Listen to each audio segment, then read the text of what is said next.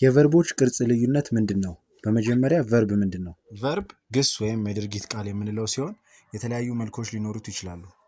እነሱም ከስር የምናያቸው ይሆናል። አብራችሁን ቆዩ። ኦኬ ቨርብ 1 አሁን ለማሳየት ልንጠቀመው እንችላለን።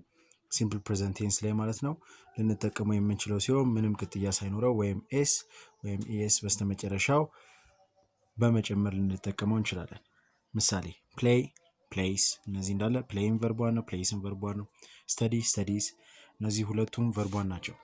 ቨርብ 2 ያለፈ ጊዜን ለማሳየት ወይም ደግሞ ፓስት ቴንስ በሬጉላር በሚሆን ጊዜ በስተመጨረሻው ኢዲ እየኖረ ኢሬጉላር በሚሆን ጊዜ ደግሞ ዲ ወይም ደግሞ ቲ እያለቀ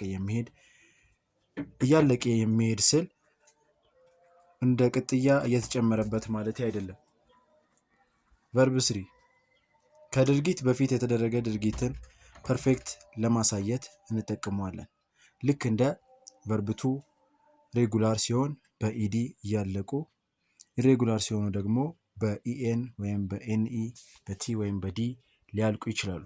ምሳሌ ሬጉላር ሲሆን ቨርብ 1 ፕሌይ፣ ቨርብ 2 ፕሌይድ፣ ቨርብ 3 ፕሌይድ። ስተዲ ቨርብ 1 ስተዲድ፣ ቨርብ 2 ስተዲድ፣ ቨርብ 3 አይታችሁ ከሆነ ተመሳሳይ ነው። ኢሬጉላር በሚሆን ጊዜ ግን ለውጡን ተመልከቱ።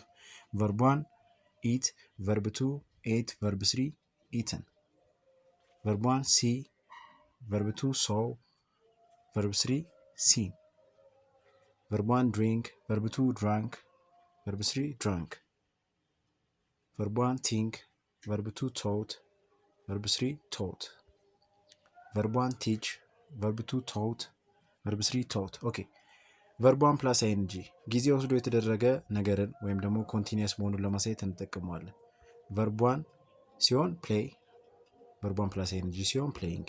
ስለዚህ አይንጂ እየጨመራችሁ ትሄዳላችሁ ማለት ነው። እንደዚህ ተጨማሪ ምሳሌዎች አሉ። ስተዲ ስተዲንግ፣ ኢት ኢቲንግ፣ ሲ ሲንግ፣ ድሪንክ ድሪንኪንግ። ይህን ይመስላል። ስለ ቨርቦች ጥያቄ ካላችሁ ኮሜንት ላይ ጻፉልኝ። ለማወቅ ትጉ። ደህና ሁኑ።